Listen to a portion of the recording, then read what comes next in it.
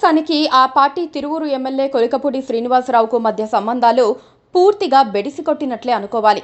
తాను మొనార్కుగా భావించుకున్న కొలికపూడి వరుస తప్పులు చేసుకుంటూ పార్టీ పెద్దల ఆగ్రహానికి గురయ్యారు. ఆయన అవినీతి కట్టలు తెంచుకొని ప్రవహించటం, ఇష్టానుసార ప్రవర్తనకు హద్దులు లేకపోవడంతో పార్టీ పెద్దలు కూడా క్షమించలేని పరిస్థితి వచ్చింది. దాంతో ఇక ఉపేక్షించి లాభం లేదన్నట్లుగా టీడీపీ పెద్దలు భావిస్తున్నట్లుగా వార్తలొచ్చాయి. కొలికపూడి కూడా అదే అదును కోసం వేచి చూస్తున్నట్లుగా కనిపిస్తోంది. ఎప్పుడూ ఏదో ఒక వివాదం సృష్టిస్తున్నారని, పార్టీ విధానాలకు వ్యతిరేకంగా వ్యవహరిస్తున్నారని కొలికపూడిపై టీడీపీ అధిష్టానం గుర్రుగా ఉంది.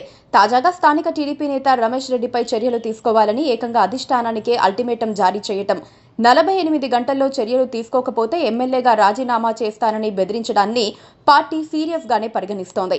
ఈ నేపథ్యంలో ఎన్టీఆర్ పార్లమెంటు నియోజకవర్గ టీడీపీ అధ్యక్షుడు నెట్టెం రఘురాం, విజయవాడ ఎంపీ కేశినేని చిన్ని, పార్టీ ప్రాంతీయ సమన్వయకర్త సత్యనారాయణ రాజుతో ఓ కమిటీని ఏర్పాటు చేసింది. నియోజకవర్గంలో గత 10 నెలలుగా చోటు చేసుకున్న సంఘటనలపై సమగ్ర నివేదిక తెప్పించుకున్న పార్టీ రాష్ట్ర అధ్యక్షుడు పల్లా శ్రీనివాసరావు దానిని పార్టీ అధినేత చంద్రబాబుకు సమర్పించారు.